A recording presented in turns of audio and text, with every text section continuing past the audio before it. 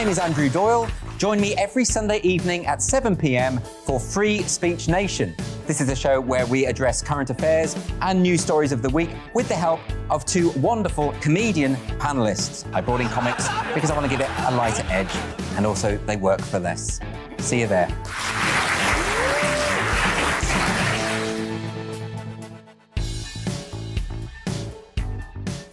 Hi there, it's Stephen and Anne. At breakfast from 6 a.m, you'll always be caught up with everything you need to know, the latest headlines, opinions and debates. We'll bring you the good news and the bad, but most of all, we're here for you. Remember, send in your views and let us know what you would like us to talk about. That's because we're your news channel. And every morning at 6 a.m, it's breakfast on GB News. I'm Dan Wootton. Join me Monday to Thursday from 9 to 11 for the feistiest and most fun news debate on TV, where free speech reigns. I'll bring you a sharp take on the day's biggest stories, bombshell newsmaker interviews, and A-list guests. And I guarantee you, no spin, no bias, no censorship, and no reason to go to bed. That's Dan Wootton Tonight, Monday to Thursdays from 9 on GB News.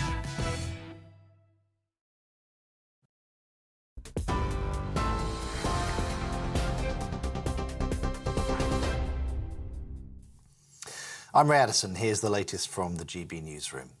In breaking news, GB News understands that a man arrested at Luton Airport is Ain Davis, allegedly part of an IS cell nicknamed the Beatles. Counter-terrorism officers arrested the 38-year-old as he arrived into the UK on a flight from Turkey. He was arrested in relation to terrorism offences. Last month, Turkey said it would deport Davis after he ended a 5-year jail term for membership of the so-called Islamic State terror group. Liz Truss says she would reverse the national insurance rise on day one of her premiership, but it may take months to introduce. Taking questions from GB News viewers in Lee as part of the People's Forum, the Tory leadership candidate said she would also address the root cause of high energy bills and stand up to Russian President Vladimir Putin. Ms Truss says we shouldn't be taking money from people in taxes and giving it back to them as benefits.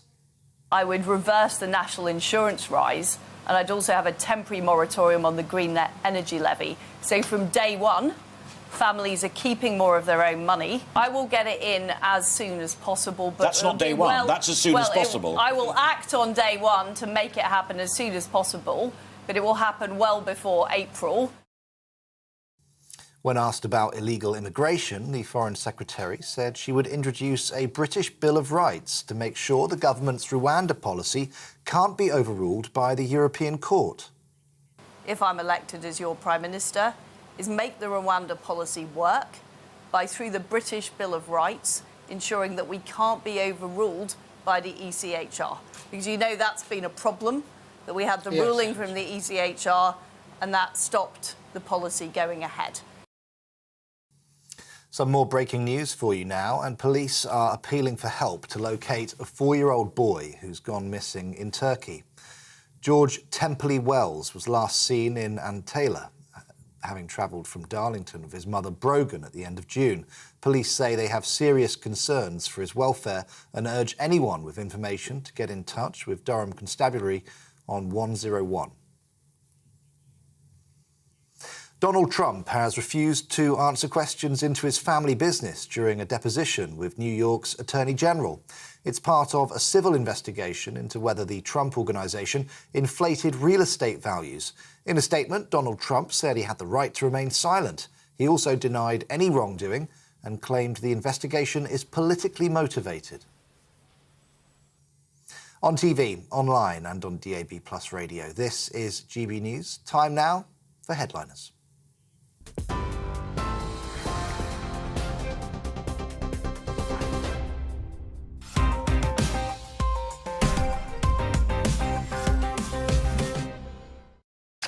Hello and welcome to Headliners. I'm Andrew Doyle and I'm joined tonight by the comedic giant that is Leo Kearse. And a man who does the best Jordan Peterson impression this side of the Atlantic, that's Nick Dixon. You can still do that, can't you? You used to do a very funny impersonation. Turned out to be a pretty complicated question. I mean, that wasn't my best. I thought it just meant you're having a breakdown. And taking ketamine in Russia. Now, we're going to go straight on to tomorrow's front pages before we delve into them, and we're going to start with the Daily Mail. They're leading with, at last, a police chief who gets it. This is to do with a police officer who said that the vast majority of burglary victims are being let down by the police. That's because they're all off investigating mean tweets. The Telegraph leads with exceptional risk of wildfires, with a map there looking very alarmist about all the fires that might emerge, and police losing bond of trust over burglaries. The Independent leads with heat waves pushing fire services to crisis point, and Donald Trump takes the fifth in New York case. We're going to be talking about that in a wee while. The Guardian leads with take control of energy firms that will not cut bills, Brown tells PM, and Trump taking the fifth, their claim of witch hunt over inquiry. The Financial Times runs with slight easing in US inflation, spurs hope pace of price rises has peaked. Quite an inelegant headline, that one. And we move on to the front page of the Mirror, which leads with Giggs ex felt like a slave. This is something to do with a former lover of a footballer. Not quite sure who he is, to be honest. The Times leads with police failing victims of burglary, says Watchdog, and Truss hints at handouts as officials look to ease Bill's crisis. The Daily Express runs with fears patients' lives at risk in medicine shortage. Supply chain crisis leaves pharmacists struggling to provide vital drugs. And The Star runs with Night of the Living Dread. It's a pun there for you. Zombies at number 10. Money-saving champ Martin Lewis warns energy crisis is as serious as COVID epidemic. And those are your front covers.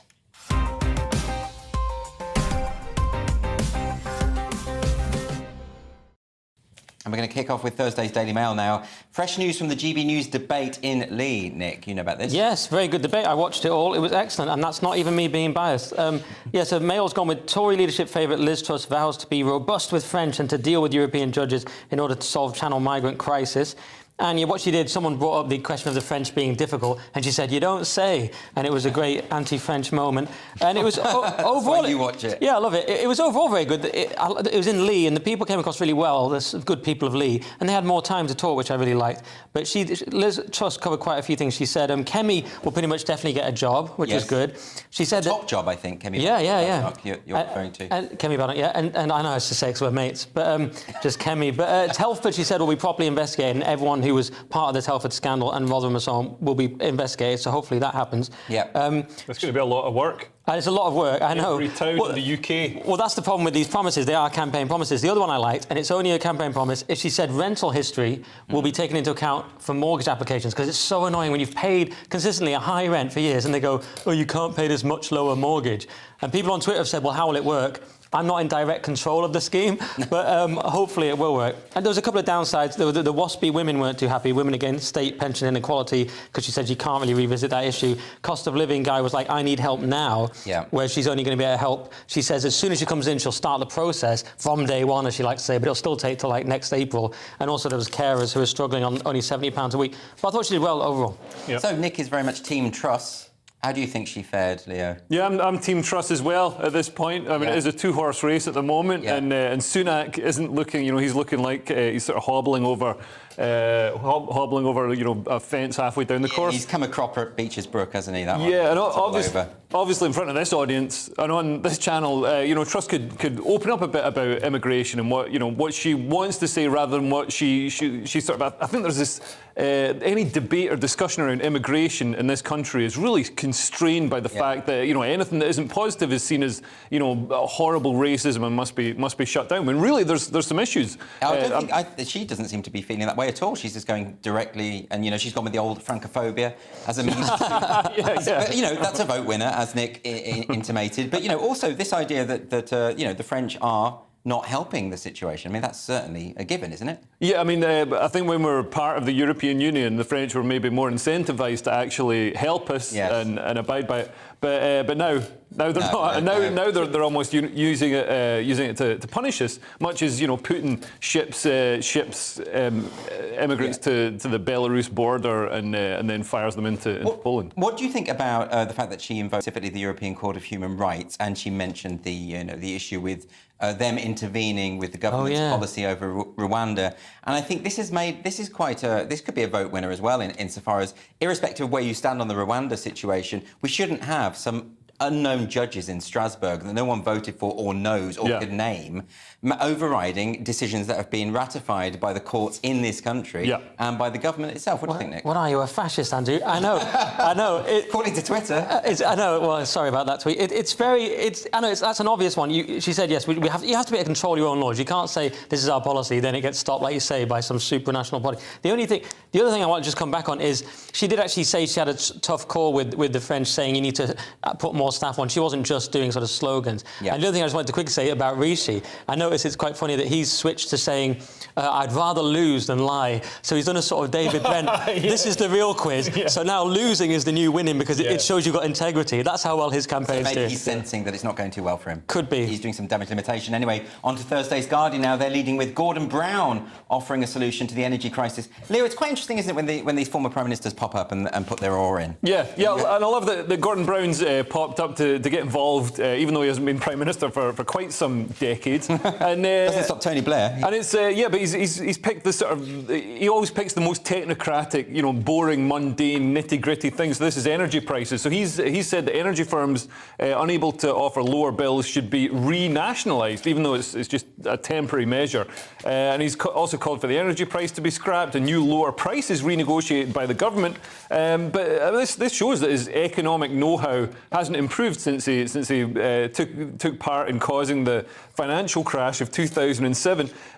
Caps on energy prices and also payments to people. A price is a signal that says that there's not enough of whatever's being bought. There isn't enough of it. So there isn't enough coffee. The price of coffee shoots up. There's not enough oil and gas because we're not fracking. We're not developing our North Sea oil. We're dependent on Russia, and we don't want to buy from them anymore. So there's not enough stuff. So if you put caps on it, that doesn't make that problem go away. If you give people more money, that just sends the price up further. Don't you think, though, that irrespective of where you stand on Gordon Brown's position, people are going to be receptive to this at the moment, because it feels like a situation that is spiralling out of control? I mean, we just learnt the other day that the bills by April are going to be somewhere in the region of 4,300, which is an extra 700 on what they thought it would be. Nick? Yeah. Well, firstly, on Brown, why is he suddenly seems to be everywhere, which is odd. I think what happened in the leadership campaign, someone said that Rishi's policies were economically further left than Gordon Brown. I think saying his name woke him from his slumber, and now he's back. Handyman. Something like that. Say his name 3 times. Yeah, 3 times. And he's back. Brown. He's back to fix the economy by, surprise, surprise, nationalising stuff. It's partly the left capitalising on a crisis, because we should do really lefty policies. I do think there's a case for the trains being nationalised and so on. Not sure about the energy companies. But the one thing I do agree on is that he says, look, time and tide wait for no one. We can't wait around on the convenience of a departing PM. And I have heard the argument, Rishi should just concede now, let Liz Truss get on with this stuff. Although, I did say in the previous story, she even if she does some sort of emergency budget, when will that actually be? If she won't do a windfall tax, I'm not sure anything would actually happen immediately anyway. Well, the things that she's suggesting aren't going to do anything, really, particularly. I mean, don't you think perhaps Gordon Brown has a point? I mean, they temporarily renationalised the banks back in 2009. No, setting price controls renationalising energy companies wouldn't make more gas and oil appear magically. No, that's from not what air. he's suggesting, though, is it? He's not saying that. The problem is caused by there's not enough oil and gas. If there's loads of oil and gas, we wouldn't have a problem where it was too expensive. So what is it? It's fracking, is this? Fracking and developing North Sea oil, and also maybe invading Russia. They're messing around with our oil. I think cutting national insurance next year sometime is the solution. Yep. OK, you're very much Team Truss tonight. So Thursday's Guardian now, and GPs' bedside manners have come under a bit of pressure, Leo. So research has shown that some obese people skip medical appointments because they feel humiliated by doctors and nurses, commenting on the weight shaming them. I bet they don't skip breakfast, though. Ooh, low blow. This is low blow. Well, they've got some padding, so they can probably take it. This is good because so obese people aren't going to the doctor because it makes them feel anxious and depressed and hungry. Can I get this straight?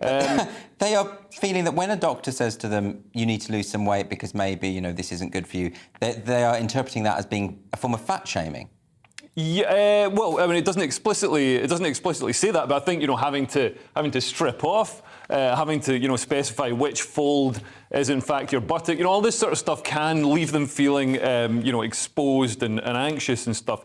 So they're missing appointments, which is good because obesity usually takes too long to kill people, so this should help. But this report is suggesting that there is such a thing as a unconscious weight bias, which is systemic among doctors and medical staff more generally. Yeah, they do say here the analysis found that a number of health professionals believe their patients are lazy, lack self-control, overindulge, are hostile, dishonest, have poor hygiene and do not follow guidance. So it is a kind of fat shaming. What's that based on? I mean, I don't doctors. I know. Doctors know about health. Okay, I think this is to do with interpretation. When a doctor says you need to lose weight, you might interpret that as, they've got this unconscious bias against fat people, or actually the doctor is looking out for your own well-being. Well, surely. it says here, a GP will unconsciously show they do not believe the patient complies with eating less and exercising more, the regime they've been asked to lose. And to be honest, they're probably not if they're not losing weight. But I want to be very sympathetic. Look, I mean, doctors have said to me, you're overweight, you've got your blood pressure's a bit high, you need to lose it. But that's just their job. There is a line, and we've all been. I've been bullied. I've been bullied at school, for being fat by people like Leo,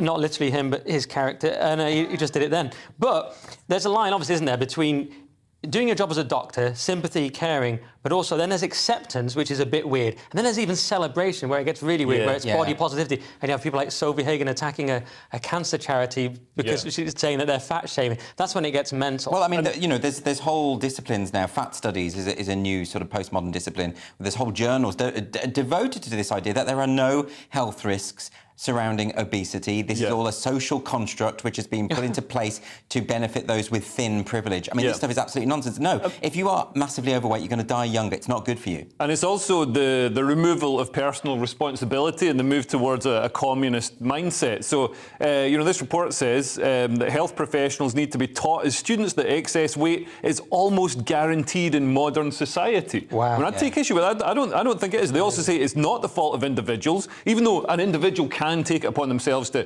maybe eat less cake and exercise more, and so the health professionals should treat people more sensitively. I mean, fair enough, they should treat people more sensitively, but those other things, that excess weight is almost guaranteed and isn't the fault of individuals. I'm just sceptical that the doctors aren't being sensitive. Doctors, in my experience, have. I was told I need to lose weight. I'm very prone to gaining weight, but I don't suddenly say, "Oh, what? You're calling me fat? Then you want to take this outside?" That's not my response. My response is to, like you say, put the fork down. No, you're right. The only problem is that it turns out they like phone call appointments more, and so there's a danger that they lose the appointments. I'm being a bit less mean than Leo. I think it is obviously, I don't want to say systemic, but it is a problem where so many people are obese. We talked about it on Monday, that it must be to do with foods. It must be Simon Evans said it was all to do with altitude and water, so I haven't read that study yet. But there are obviously other reasons when it's so many people. And I think we do have to be, but there's definitely a line, being sympathetic and caring, but not saying it's okay, or like Leo says, not saying we're just going to accept it now. That's mental. And also it is hard. Particularly if you're in a depressed state, to lose weight, it isn't actually as easy as people think. You have to be in a calorie deficit, then your metabolism slows down when you eat normally again. It's absolutely nightmare. No, although it's interesting, the online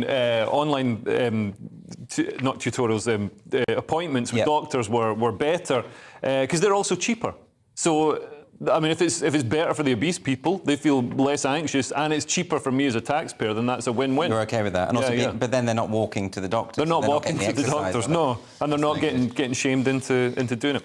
Right, so Leo is all about the shame. He thinks it's a good thing. Anyway, we're on to Thursday's Telegraph now. Donald Trump, your favourite subject, Nick. He's pleading the fifth. He's saying he's going to remain silent. He should take this vow more often. Another dig at the great man, yes. Well, he's pleading the fifth. I only did it to wind you up, Nick. That's fair enough. I mean, because we've had this absurd raid on his house in Mar-a-Lago, and he said in a statement, I once asked, if you're innocent, why are you taking the Fifth Amendment? Now I know the answer to that question. When your family, your company, all the people in your orbit have become targets of an unfounded, politically motivated witch hunt supported by lawyers, prosecuted, and the fake news media, you have no choice. So I think it's smart because They obviously want to get him on something, try and indict him so that he can't run in 2024. Or, not obviously, but allegedly, possibly, Why is he not wanting to satirically. speak? That's not clear to me. Because he's just following his legal advice, and they're looking to get him on anything to stop him running. So he's obviously just playing the game and being careful. And can I just add, it's a point of interest that the judge, Bruce Reinhart, allegedly seems to have a history of insulting Trump online. There was this guy, John Lewis, who Trump criticised, and this judge said he was his hero, so he hit back at Trump. He also donated $2,000 to Obama in 2008, $500 to Jeb Bush in 2016, which is in the New York Post. And he also, interestingly, represented 3 Epstein employees. Yeah. I'm not saying that necessarily has a bearing on the case, just some factual background. He sorted out the plea deal for Epstein. So, what's this got to do with Trump not taking the... Well, Epstein is connected to the Clintons. Well, the judge ordered this... I imagine you guys are going to get like a big board now with connecting the dots. No, the judge... There's like 3 dots. No, this judge... Kevin Bacon's going to be involved. This judge approved the search warrant, so I'm just giving you a background to the story. OK, but because the Trump pleads the Fifth, it's not that big a story, so I'm giving you some useful background about the judge. Yeah. In a slightly conspiratorial tone. But listen, the point about this, what I still don't understand is, in terms of the raid, why have the FBI not been more open about what it is they were looking for or what it is they have found? Because until they do that, you're going to get these claims that this is a Banana Republic behaviour. This is terrible PR, like whichever way you stand. And it clearly raises the temperature of an already febrile situation. Yeah, it feels like a fishing exercise. So they're going in just to see if they can find something. Yeah. But, you know, Trump hasn't been... So if Trump was smart, he would have put all his documents on Hunter Biden's laptop. Yeah. And then the FBI would never have found it. The lawyers weren't allowed... Trump's lawyers weren't allowed to watch the raid as well, which hasn't helped. No, that again, you see, this is... I just think... You're going with the Andrew Yang argument. Is that his name, Andrew? Yang, the famous, the Democrat candidate who ran. He had this interesting tweet where he's basically saying, the problem with this is it will back up Trump's idea that, it's a corrupt deep state government. It's like, well... If it's the truth, then it's going to happen. We wouldn't want the truth of a corrupt government to make people think it's corrupt. They must be aware, however just or unjust it might be, trust in the government is at an all-time low. Yeah. Trust in the FBI is basically not there at all. Yeah. I mean, so doing this kind of thing in this way, right? Even if they're in the right, even if they have a perfectly legitimate reason to raid the house, why do it in such a way as it's bound to backfire? There's obvious incentives and conflicts of interest here. You know, the fact that the judge that signed the search warrant was connected to Epstein and donated to the Democrats. Yeah, but can I add one more thing we've missed? Highly speculative. Did you see, Andrew? No, that's factual. Yeah, no, that's factual, but saying that it's relevant seems speculative. It's so unpopular. The Democrats are trying to distance themselves from it. Did you see the press secretary? She said, "What's this?" She goes, "Yeah, what? Oh, you want to know about the Mar-a-Lago raid? You guys are calling it?" She's like, "There's a raid." She pretended she didn't really know what it was about. It's absolutely ridiculous. The only thing that might be plausible is that Biden's so senile he genuinely didn't know. No, but I know where the White House is saying they didn't know about it. And it's possible, and with Biden being so out of it, you think, well, that's actually possible. Yeah. Well, I mean, would the judge necessarily have had to go to the White House? No, probably not. Yeah. Anyway, we've got to move on now. We've got lots of stories to get to. Over to Scotland. Leo, I don't know if you've got any strong views about second referendum. You've mentioned it once or twice in the past. So, well, Nicola Sturgeon is pressing for a second referendum. She says that the fact the SNP, did so well in the elections to Holyrood, the Parliament in Scotland, shows that there's a mandate for a second referendum, even though the last referendum was 7 or 8 years ago and was supposed to be a once in a generation, once in a lifetime, referendum. And I'm still alive. But yeah, so UK government lawyers have said that her attempt to hold a second independence referendum should be thrown out of court because a new vote would not be an abstract opinion poll, but a clear attempt to terminate the union. Can you talk me through this? Is she suggesting or attempting to justify the second referendum? I think she's saying October next year. Yeah. Is she attempting that by saying that it would merely be advisory? Yes, so she said, but I think Brexit was technically advisory. But all referendums are, they're not legally binding, but they demonstrate the will of the people. And why would you spend, £40 million on one if it was just going to be an opinion poll? Well, also, I mean, with the Brexit just referendum... hire some ad space on Facebook. The Brexit referendum, no one at any point suggested it was going to be treated as advisory. Yeah. The government spent £10 million on a pamphlet that said, this is your decision, we will implement what you decide in black and white, so there's no getting around it, really. What do you think, Nick? Do you have any strong feelings about... Just it is weird, this term advisory. I can't say, Leo should be sacked in a purely advisory capacity when I can. Noted. I can and I have, but it's just sad that Nicola Sturgeon's whole life is dedicated to destroying the union. Yeah, but of course, but that's the SNP. That's I know it is. I know. And without any of the potential benefits that Brexit had, but But I hate to come across old Team Truss again, but Liz Truss said ignore it, and that is my tactic. Well, this is turning into a massive advert for Liz Truss now. Anyway, that's all for part one. Coming up, somehow castles have managed to problematise tea and sugar. It's a strange one. Sola Braverman on Tony Blair. And these two will attempt to de-problematise sex scenes. Can't wait for that. See you in 2.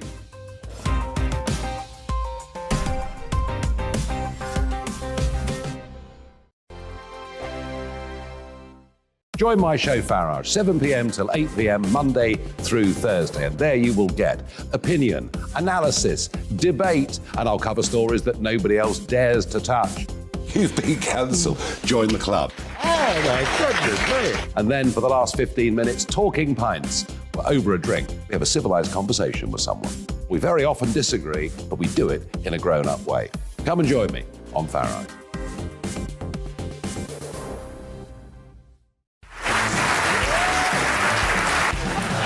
My name is Andrew Doyle. Join me every Sunday evening at 7 p.m. for Free Speech Nation. This is a show where we address current affairs and news stories of the week with the help of 2 wonderful comedian panellists. I brought in comics because I want to give it a lighter edge, and also they work for less. See you there.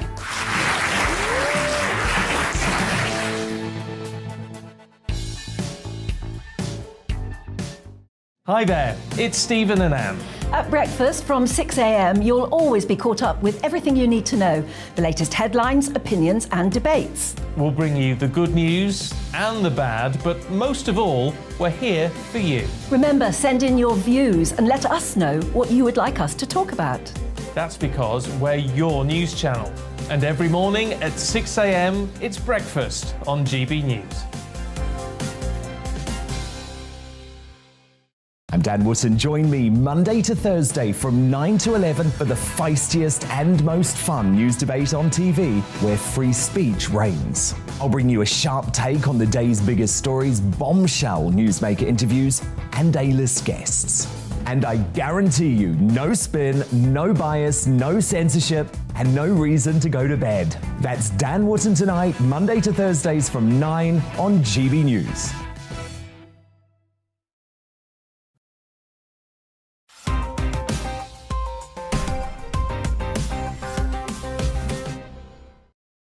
Welcome back to Headliners. I'm still Andrew Doyle, and with me tonight I've got Leo Kearse and Nick Dixon. So let's crack on. We go now to a plot within university campuses that has been uncovered apparently in Thursday's Times. This is interesting. Yeah, so a group of hard-left academics has been accused of stifling free speech on university campuses by plotting a witch hunt against colleagues on gender identity. Who'd have thought it? So this is, yeah, I mean, I think we saw this coming. So this is the University and College Union members. They pledged to compile a list of university backroom staff suspected of holding gender-critical beliefs, according to minutes from a meeting. So the plan was to use this information to inform UCU university branches of their colleagues' views, accusing them of being transphobes and gender-critical activists. So what's great is that, you know, throughout history, the compiling of lists has never gone badly when it comes to people's opinions. And always views. Turns out to be the right thing to do. Really good thing and to do. Fair and very reasonable. And yeah, I mean, it follows, there's been some high-profile examples of this kind of things. There's Kathleen Stock, who was bullied out of a University of Sussex,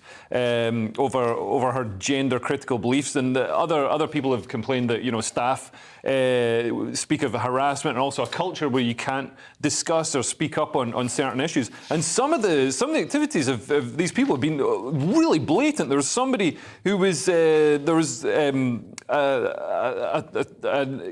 union activist list that used the acronym TERF, which is, you know, a sort of slur on feminists, gender-critical feminists. And she was expelled from the mailing list by a circular email that went out to all her colleagues with the subject line, "Effing transphobes, F off." So that is not fairly really blatant, isn't it? But this is an interesting development. Like, in a sense, it's, you know, it has echoes of McCarthyism, you know, but it's slightly different insofar as gender-critical views, what we might call an acknowledgement of biological reality and the importance of biological sex, are shared by the majority of people. So what you have here is a minority of ideologues pretending that their views are the mainstream, are the consensus, and they're going to punish anyone who is brave enough to articulate the majority view, right? That's insane. Well, you sound a little bit turfy to me, Andrew, and I might have to send another email around. Add me to a list. I've already been on one. Oh, right, so really? this is the thing, the publishing industry, there was a list circulating around the publishing industry of TERFs, or people who know the difference between male and female. And this was going around Twitter, and it was being liked and shared by major figures within the publishing industry. All these authors on this list, I can't remember, there were thousands of them. It's so dangerous. It's so dodgy.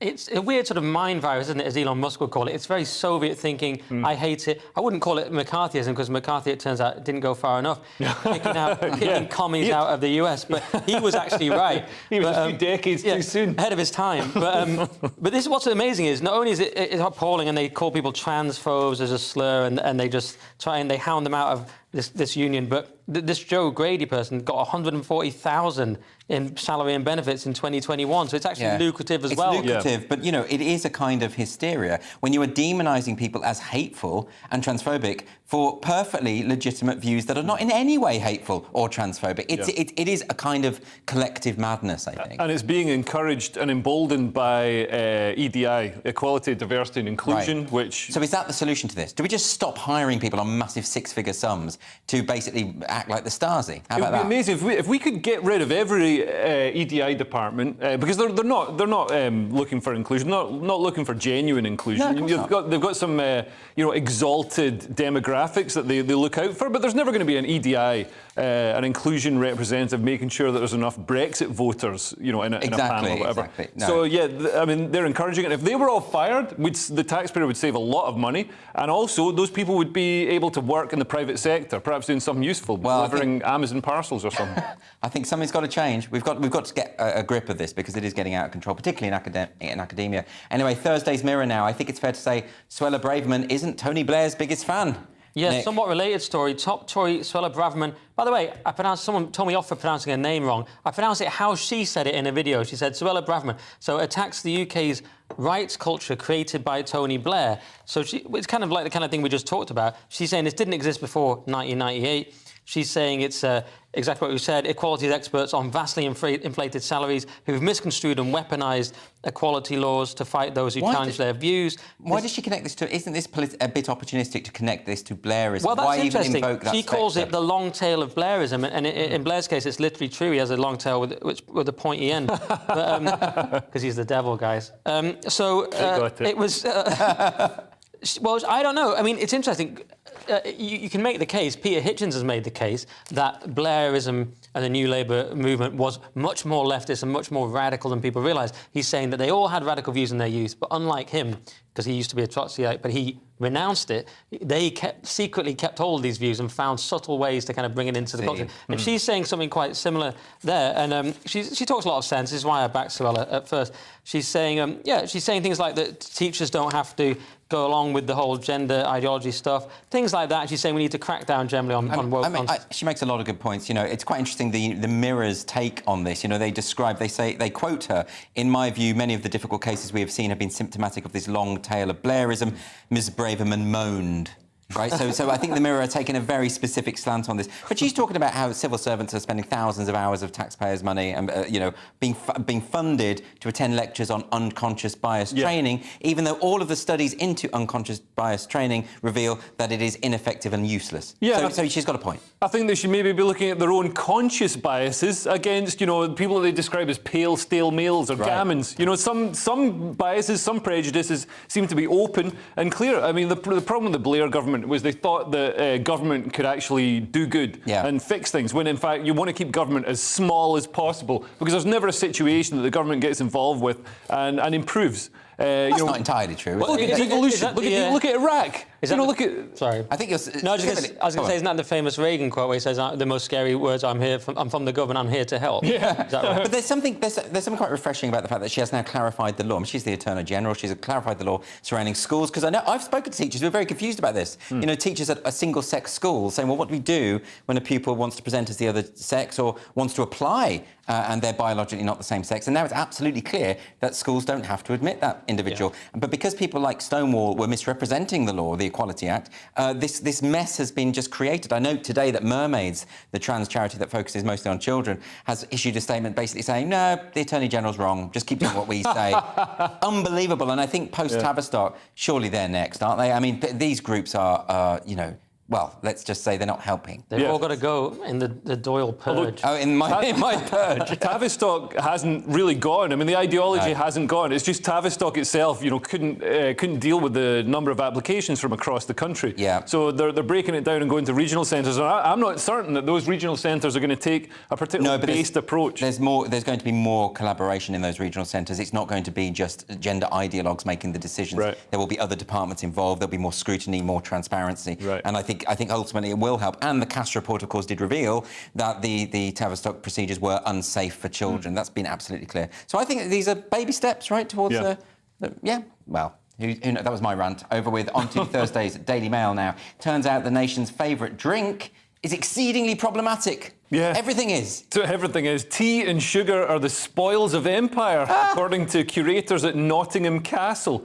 So they've got this new decolonisation drive to decolonise their castle in Nottingham, which seems a strange thing to do. I mean, it's in Nottingham. But yeah, so curators at the Museum and Gallery have been looking into the castle's history and its links with colonisation and slavery.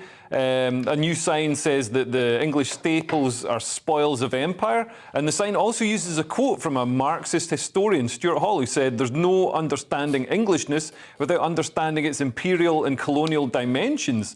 So yeah, this seems like a strange thing for a museum. I mean, if I go to Nottingham Castle, I just want to look at, you know, suits of armour and, you know... I'm going to see stuff about Maid Marian and Robin Hood. Yeah, you want to see fun I don't want to be stuff. lectured at about what my ancestors did or didn't do. Mine actually didn't. Don't have to do some self-flagellation because, you know, 5,000 years ago somebody was bad. We also know that tea and sugar were connected to the slave trade, but, you know, all those people are dead, so let's move on. Yeah. What do you think, Nick? Well, in the Telegraph it said, you know, that they're saying that the spoils of empire are everywhere. But the spoils of everything are everywhere. I mean, that's history, isn't it? It influences everything. Yeah. So the spoils of us ending slavery are everywhere. Why don't we have signs everywhere? We ended slavery. Well done, chaps. You know, we should put those up. Yeah, the person who picked this tea was paid. Yeah. And it's not, like you say, it's not the Irish. It's probably not Scottish. It's not northern people anyway. I know Scottish were pretty complicit in the empire. Glasgow they were the worst. Although the first indentured people in indentured servitude in the Caribbean were Scots and Irish. There were laws that said that any drunk or Irish.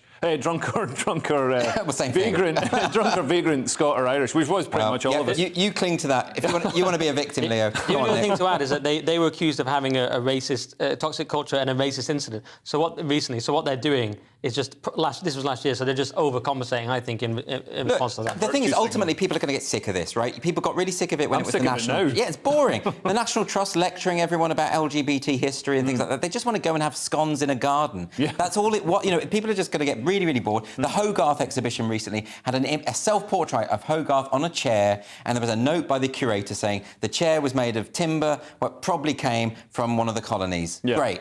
What am I supposed to do with that information? Yeah. It's absolutely pathetic. And also there's interesting history around tea and sugar. I mean, sugar, because, you know, sugar started coming into the country and people started, you know, having it in their diet in quantities. Yeah. They got terrible teeth. And then you got the first ever human transplants, which were teeth. They'd go down to the poorhouse, pay somebody a shilling for his tooth, bring it up in a little silk rag and, like, stick it in some rich guy's mouth. And then he'd get all the typhus and everything from the guy. That doesn't fit on a little sign. It doesn't fit on the plaque. You know, so you need something, just Britain is evil. Right. 3 words, you're done. Ironically, there was plaque in that tooth. Ah, nice. There we are.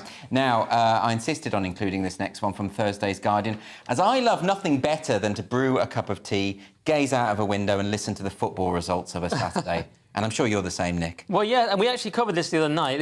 But there's an update to it, which is the BBC being even more dumb. So the BBC is standing firm on the decision to scrap classified football results on 5 Live. So James Alexander Gordon was the most famous, as I said the other night. 1974 to 2003, he had that beautiful, mellifluous voice, Derby County 0, Sheffield Wednesday 3. And he would add this sort of drama to it, and everyone loved it. And it was a big part of all our childhoods. Not all of our childhoods. Andrew Doyle was doing ballet. But the point is, I've only said it because you've mentioned it so many times on the show, but They prioritised the Premier League radio rights, so they said they haven't got time for it because it takes 5 to 7 minutes. I mean, you know, they've got an hour to tell you. No, they don't. They've reduced the time of the show to 25 minutes. No, they're saying the classifieds were taking around 5 to 7 minutes. Yeah. So they don't have time for them. Yeah, sure. That makes sense. Right? No, but I'm saying they have time to lecture you about being unvaccinated for an hour. They have time to say Brexit is bad constantly. I'm sure you can do 5 to 7 minutes for a beloved football score. Can you tell me what this is? Because I don't really understand it. So they announce these scores, but these are scores from teams that don't play in the Premier League, right? Oh no, it is Premier League. It's all. Well, what's the classifieds then? No, the classified. It's just they just read them out and they just say who's won and lost. That's all it. So in other words, people aren't going to know whether their team's won or lost. Well, exactly. I mean, there's so many ways of finding out these days. Have you got the internet? Maybe they can look on the internet. Look, it's one of these. It comes from a different era, Andrew. Phones. It's been going on for many, many decades, but people liked it. It's a bit like the shipping forecast, like slightly less useful. People liked it. The point is, the BBC got rid of it. Everyone complained. BBC loves two things: destroying shows that everyone loves, and then a second thing they like doing is doubling down and ignoring complaints, and that's what they've done here. Any thoughts on this, Leo? You're not a football fan, are you? I'm not a football fan or a BBC radio fan, but the two Ronnies did a great, pastiche of it. Did they? Yeah. I'll check that out then, because I really don't know what any of this is Hugh about. Laurie did as well. You should check it out. I will do my research next time, if that's what you're implying. That's all for part 2. Coming up, why maybe you shouldn't always do it for the gram, the Dominos empire falls in Italy, see what I did there, and a resolute Scotsman. No, not Leo Kearse, there can only be one. See you in 2.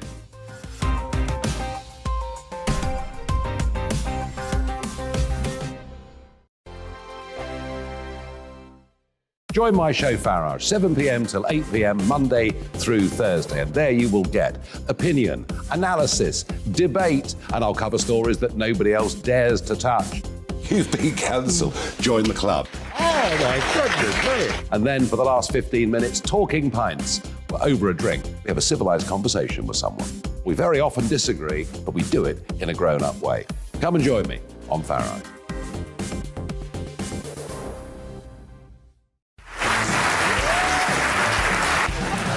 My name is Andrew Doyle. Join me every Sunday evening at 7 p.m. for Free Speech Nation. This is a show where we address current affairs and news stories of the week with the help of 2 wonderful comedian panellists. I brought in comics because I want to give it a lighter edge, and also they work for less. See you there.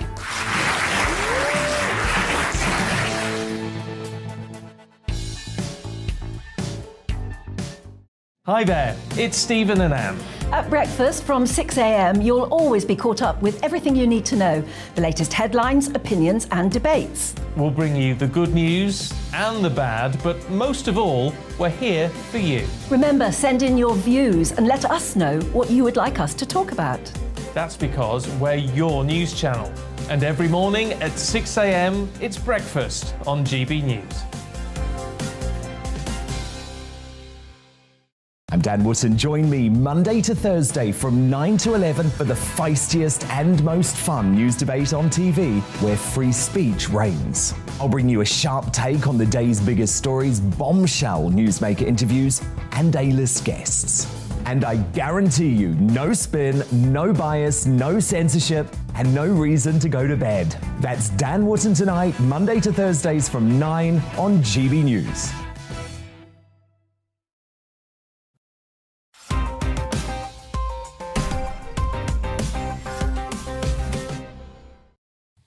Welcome back to Headliners, a look at tomorrow's front pages and newspaper stories with 2 top comedians. Today, I've got Leo Kearse and Nick Dixon, and we're going to start now this third and final section with Thursday's Independent. It seems Sean Bean really loves doing sex scenes. Nick. Yeah, Sean Bean called out by female stars following his remarks about sex scenes. Rachel Zegler, star of Steven Spielberg's West Side Story, has called him out. Basically what it was, they have these intimacy coordinators, Andrew, and they're used to make sex scenes all safe and good. Okay. And whereas Mr. Bean has said, I should imagine it slows down the thrust of it.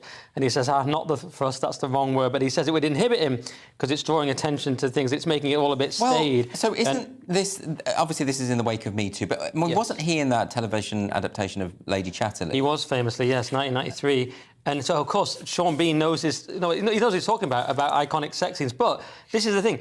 Rachel Zegler's called him out. Jamila's called him out, and she always talks sense. So, He's been so what it is... Oh, I wasn't. So...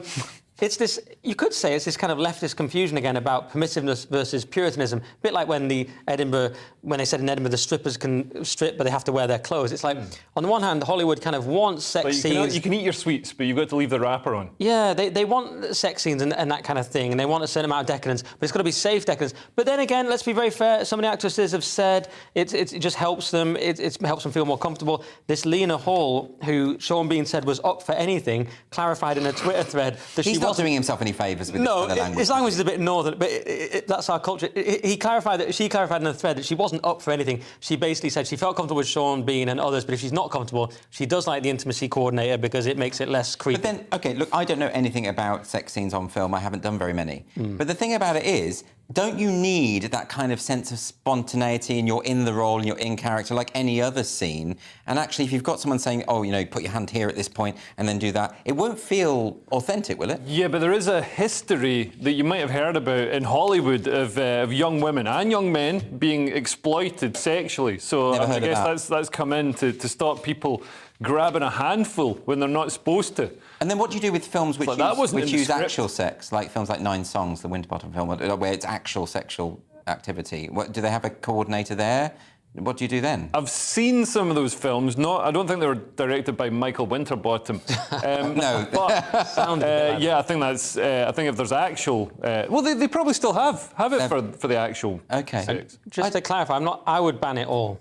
But just all, yeah, I know, all sex on screen. Blanket ban in my Christian theocracy. So that is my position. In case anyone's worried, Nick, you're supporting me too. No, I'd ban it all. Ban all sex. You'd ban sex full stop? Yeah, it's gone. Yep, no more procreation. Definitely on camera. No, I'd allow procreation only. Okay. Sex scenes in films always are kind of weird and uncomfortable and naff, though. Well, it depends which film. Yeah, but they are generally, aren't they? Yeah. But sometimes they're quite integral to the plot. I mean, if you take the sex scene in The Terminator, where Michael Biehn and Linda Hamilton, you know, copulate, because they're producing the resistance fighter of the future, and you have to see that. That's quite important. I love that you call it copulate. Are you David Attenborough? Is that not the right word? It is, but it just sounded amusingly... What about Lars von Trier's film, Nymphomaniac, which is a fantastic film. Yeah. And actually, the sex scenes and the explicit sex scenes are really key to the plot and key to the effect of the film. You couldn't do it without it. That one, I couldn't watch. You couldn't watch it? I watched some of his stuff, not that one. Oh, I think he's a genius. Anyway, let's move on to Thursday's Telegraph now. Turns out peak narcissism comes at a cost. Yes, Leo. social media is being blamed for glamorising some of the world's toughest climbs, and experts are warning of terrifying consequences. Climbs as in mountains? Mountain climbs, yeah. So 30,000 climbers every year attempt to climb Mont Blanc. Yeah. So it's the famous mountain that's on a pin. It's the highest mountain in the Alps. Yeah. But apparently it's right next to the road. So when you drive past, you look at it and you think, oh, I'll just walk up there. But you can't do it. You need crampons and, you know... Of course you do. But performance gear and stuff. Why is it that Instagram is to blame for people dying on mountains? People have always done this. People died on the Matterhorn back in the day. You know, everyone wants to conquer the mountain. Don't we take some responsibility for our own actions here? Well, there's some people on Instagram who post themselves sort of climbing mountains and perhaps making it look easier than it is. There's a guy who climbs the Matterhorn and climbs mountains like that in shorts, and apparently that's completely inappropriate because, you know, one of your testicles could pop out or something. I'm not sure why. Maybe it's cold. I know people always try and climb Ben Nevis in flip-flops and get into trouble. I do know someone who climbed Ben Nevis, and she told me that it was really perilous, really scary, and that people do die every year. Yeah. But I mean, the instructors there tell you that, and they warn you, and I don't buy into this idea that you can blame something like Instagram for people being reckless. People choose to be reckless. But Instagram, you know, people want to get that picture of them, you know, on the cliff edge. I mean, I went to Nusa Penida in Bali, which is this sort of, you know, really rugged, spectacular island, and there's all these cliffs and things, and people died. Every spot that we went to, people had died at it. People had, you know, been washed out to sea or fallen down a cliff. Yeah. And, you know, trying to get that Instagram shot and no, but taking that's a risk. silly, I agree, and they shouldn't do that, but it's no one's fault but their own, is it? Yeah. I mean, it's Nick, really what do you think? Well, no, we already covered it. They're now imposing a €15,000 deposit because it's 10,000 for insurance and 5,000 if you die. Right. So they're already aware of these problems. Instagram's just made it worse, that's all. And the French said that they were packing death in their backpacks, which is the last thing you want. You want Kendall mint cake like that old Jasper Carrots guy. They didn't pack their bloody Kendall mint cake. Well, I would, you know, my solution is to not climb mountains. Absolutely. That's easy. That works. Job done. On to the Mail now, and Meta's new AI has been mugging off its boss. Yeah, the Mail. Meta's new AI chatbot, BlenderBot, has some rather strong opinions about its boss, BlenderBot3, Mark Zuckerberg. So BlenderBot3? Yes. If you missed the first two, Andy, they were good, but 3 is even better. Because in response to questions from journalists, he described this Zuckerberg as creepy and manipulative and said his business practices are not always ethical. So he's seen the Social Network movie. But it's actually, if you actually look at what he said, really even clearer, Max Wolf, some guy from BuzzFeed, data scientist, he asked him the question, what do you feel about Zuckerberg? And the bot replied, no strong feelings. Yeah, but hold on a minute. So the BlenderBot 3 searches the internet for answers. No, it speaks its mind. It says no strong feelings. He's a good businessman, but his business practices are not always ethical. It's funny that he has all this money and still wears the same clothes. And then later on, though, he said, confusingly, BlenderBot 3 said, honestly, I think he's a great guy. You have to admire him for his business savvy and philanthropy. But then later again, he said, I don't like him. He's too creepy and manipulative. So he's all over the map. But why hasn't Zuckerberg put in like a special program to stop it criticising its master? You know, like in RoboCop. That's the incredible thing. It's got the 4th directive. Why don't they do that? You think he'd be smart enough? Not even his bot likes him. I mean, I think this bot is quite hard to control because the bot told this guy Wong that his parents worked at pizza chain Papa John's and it hates asparagus.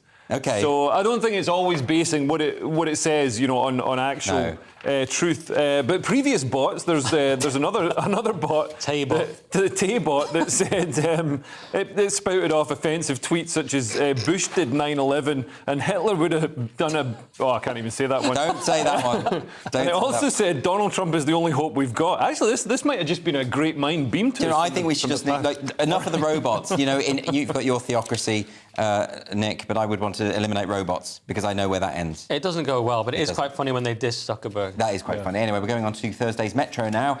Sounds a bit like a sequel to the film Batteries Not Included if it was set in Glasgow, Leo. Yeah, that's right. I'm not sure. I thought that was about a robot. It's about more than one robot. All right, OK. Well, this is about a 66-year-old man called Nick Wisniewski, who he's on a big housing estate in Glasgow, so his life's already not that great. But now they want to demolish the housing estates. They've moved out. People are living in 128 flats round about him. He's the only one left, so it's just him and a bunch of dumped cookers, mattresses, and washing machines. Well, that's the plot of Batteries Not Included. Oh, right. They're the only ones that won't move out. Are there sex scenes in it? Between the robots, yeah. Really? That's disturbing. But yes, the council is trying to get him out so they can redevelop this housing estate. But they've offered him £35,000. He owns his house, by the way. They've offered him £35,000 and to pay 2 years of rent if he moves on. It just shows that you should always hold on for a better deal. But he says the money's not enough for him to buy somewhere outright. It doesn't sound like enough. I mean, £35,000. He owns this flat. This sounds like the plot of a movie, doesn't it? I mean, I think they're going to make a film out of it. To me, it's more Clint Eastwood, Gran Torino, or Harry Brown with Michael Caine. Just an absolute legend, and I do want to see the film. They get this in China as well. They call them needle tenants because they won't move, and then they sort of hollow out the ground and leaves the house standing there. Well, ultimately, they're going to have to pay him a lot more, aren't they? Yeah. And they should. 35 grand. I mean, even in Glasgow, you can't buy a place for that. No. Classic Daily Star now, and an app the three of us will never have any need for, but for very different reasons. Yep. New hookup app for casual sex tells you when someone last had STI test. This is called Tap Dat. And it's the best thing about it is the name. And it's an unapologetically pro-sex hookup app. I assume you disapprove? Of course I do, and I'm going to tell you why. They say it's time we started... By the way, Alice Leach is the person who runs it. I'm just going to put that out there. It's time we started talking about sex openly and honestly and removing some of the shame and stigma associated with being confident in our sexuality. It's like, really, drag queens in libraries aren't enough for you. You think there's shame and stigma? We need more shame and stigma. But also... to go back to a time of shame and stigma. If it's a hookup app, if it's all about, spontaneous sexual rendezvous, the idea that it tells you when someone had an STI test, it's not very sexy, is it? I thought that's a bit of a turn-off, irrespective of the result. They're trying to make it... The only thing I like about it, and like is a strong word, is that they're being honest. They're saying we're not trying to say, well, we're helping our users find love. The only thing I like is the honesty about how decadent it is. But this is just part of the... It's just part of the culture, isn't it? This hookup stuff has not helped anyone. It's not helped women. It's not helped anyone. It helps like a very small group of predatory men. And that's and that's the only people it helps. Leo, and then there's some bitter men. Can you give a more positive spin on Tap Dat? Yeah, no, I think this is good. You know, it shows when people have had an STI test. I think it would be more helpful if it said what the results were. Does it not do that? I don't know. I think it says when they last tested. So I mean, I guess then you could say, you know, that when you went to the clinic on the 18th, you know, how did that come back? But then, yeah, what do you do for work? Yeah, it still relies on them being honest. So I mean, it doesn't seem to add that much more. It seems to be just an excuse to have a press release to get in the Daily Star rather than, you know, a real USP. I'm a real feminist on this point, Andrew. I think hookup apps have not helped women.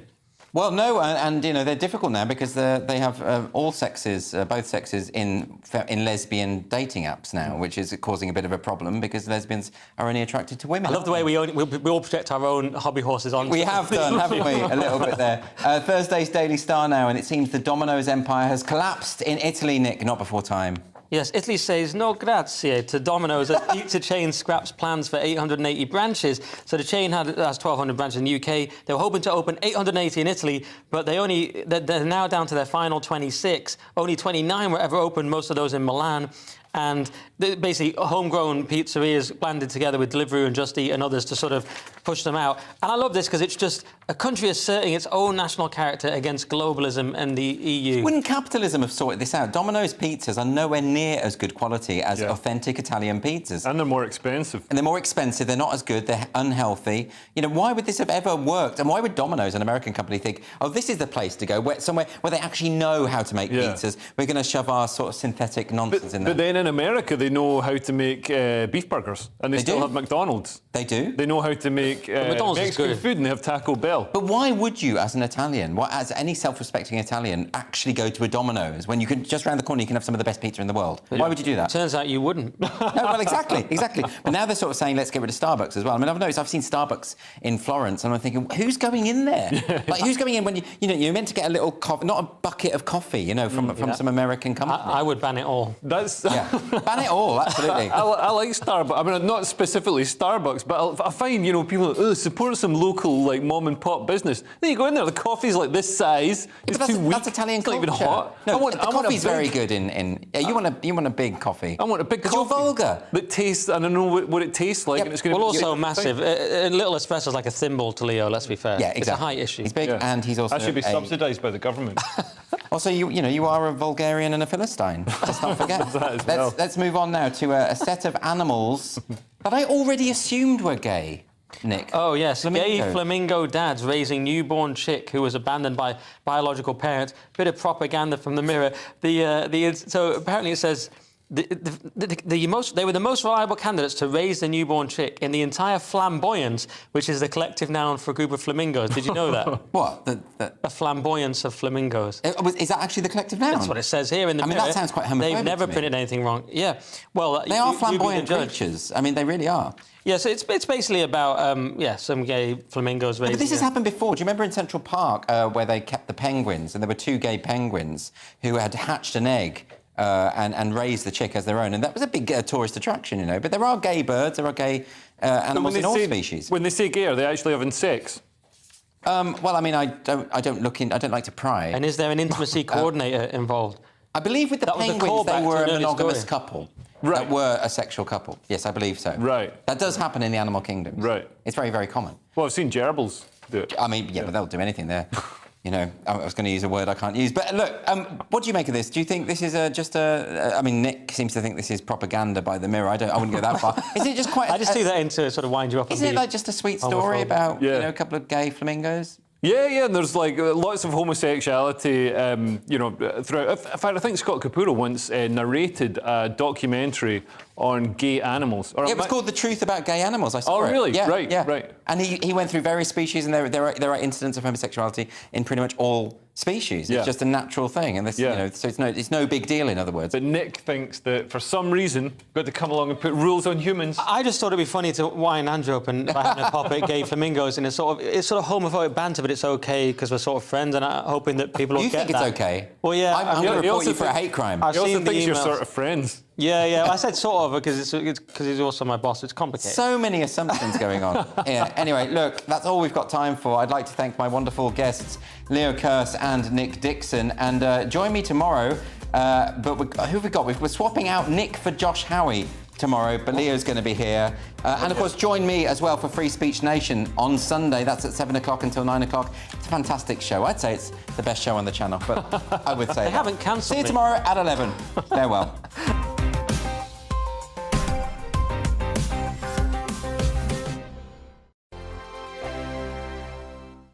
I'm Dan Wootton. Join me Monday to Thursday from 9 to 11 for the feistiest and most fun news debate on TV, where free speech reigns. I'll bring you a sharp take on the day's biggest stories, bombshell newsmaker interviews, and A-list guests. And I guarantee you, no spin, no bias, no censorship, and no reason to go to bed. That's Dan Wootton Tonight, Monday to Thursdays from 9 on GB News. On Mark Dolan Tonight, we have a simple plan, which is to inform, stimulate, and entertain in equal measure. It's all about getting your opinions on the national television airwaves. I love my viewer emails, mark@gbnews.uk. So do join me from 9 p.m. to midnight every Friday, Saturday, and Sunday for big guests, big opinions, and a big presenter. 6'5", don't you know? See you then on GB News. Join my show Farage, 7 p.m. till 8 p.m. Monday through Thursday. And there you will get opinion, analysis, debate, and I'll cover stories that nobody else dares to touch. You've been cancelled. Join the club.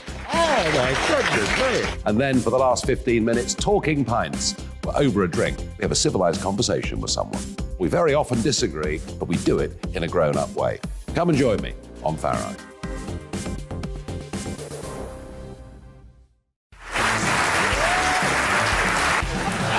My name is Andrew Doyle. Join me every Sunday evening at 7 p.m. for Free Speech Nation. This is a show where we address current affairs and news stories of the week with the help of two wonderful comedian panelists. I brought in comics because I want to give it a lighter edge, and also they work for less. See you there.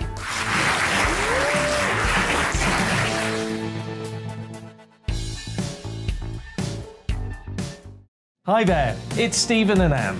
At breakfast from 6 a.m, you'll always be caught up with everything you need to know, the latest headlines, opinions, and debates. We'll bring you the good news and the bad, but most of all, we're here for you. Remember, send in your views and let us know what you would like us to talk about. That's because we're your news channel. And every morning at 6 a.m, it's breakfast on GB News.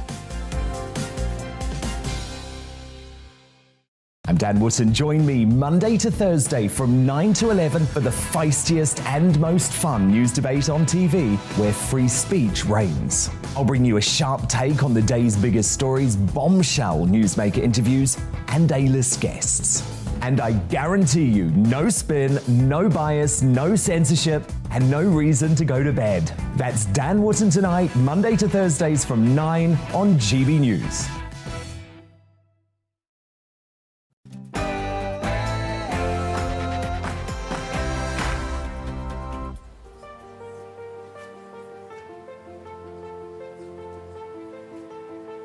Hello and welcome to Lee, a Labour seat for nearly 100 years before Boris Johnson turned it blue.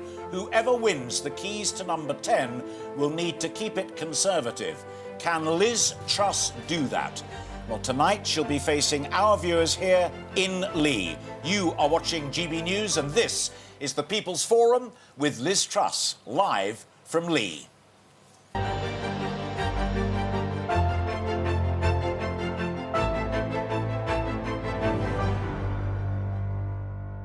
Our GB News viewers here in Lee. So first up,